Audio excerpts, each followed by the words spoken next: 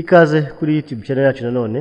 Uyu munsi tugiye kubereka ese ni buryo ki keyframe zikora. Keyframe nizo ziduhereza uburyo dushaka ko video yacu itangira ikanarangira. No kuvuga ngo rero ninza hano nk'urugero nkazana video imwe y'umuganda nkayizana nkayishyira kuri timeline yanjye. So turashaka kuvuga ati ese iyi video kugira ngo wenda ive iburyo ijya ibumoso, iyi video iraza kugenda ite. So kuvuga ngo turaselectinga iyi video yacu tujye muri effect controls dufungure motion. So hano dufite position ya x na position ya y. X ni ugutambika, y no kuzamuka n'amanuka. So ni kuvuga ngo x ihagarariwe na 960 mu gihe y ihagarariwe na 540.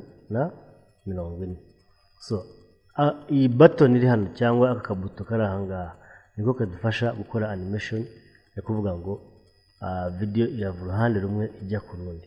Ni kuvuga ngo rero iyi position, iyi keyframe nituyifata tukayikanda rimwe muhita mubona hano yuko mu masegonda 0 iyi keyframe yageze muri yagiyeho. So kugira ngo tuyifate tuyivana rero hano tuyitwara hirya nuko tuza tukavuga ati muri position turifuza yuko video yacu itangira iri muri uru ruhande. Ubwo turaza tuyishyire aho itagaragara neza.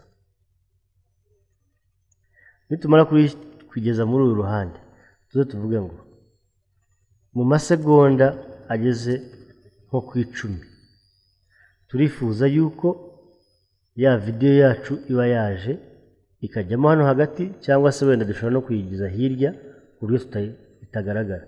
Tuvuge ngo mu masegonda 10 turifuza yuko video yacu iza noneho kubera twashyize akangaka ku masegonda 10 kandi naha murabibona ko kagiye. Turaza dufate ya video yacu tuyitware tuyisubiza muri uru ruhande rwo hirya. Mu kuyitwara nta handi nakanze, murabona ko keyframe ya kabiri yo ubwayo ihita yishyiraho. Ndaza ngeze kuri uru ruhande. So ninza nkasubira hano kuri 0 nkakanda kuri play, ya video yanjye igomba kuza inyuramo igakomeza ikavaho. Murakoze, ibyo ryari isomo ryacu ry'uyu munsi.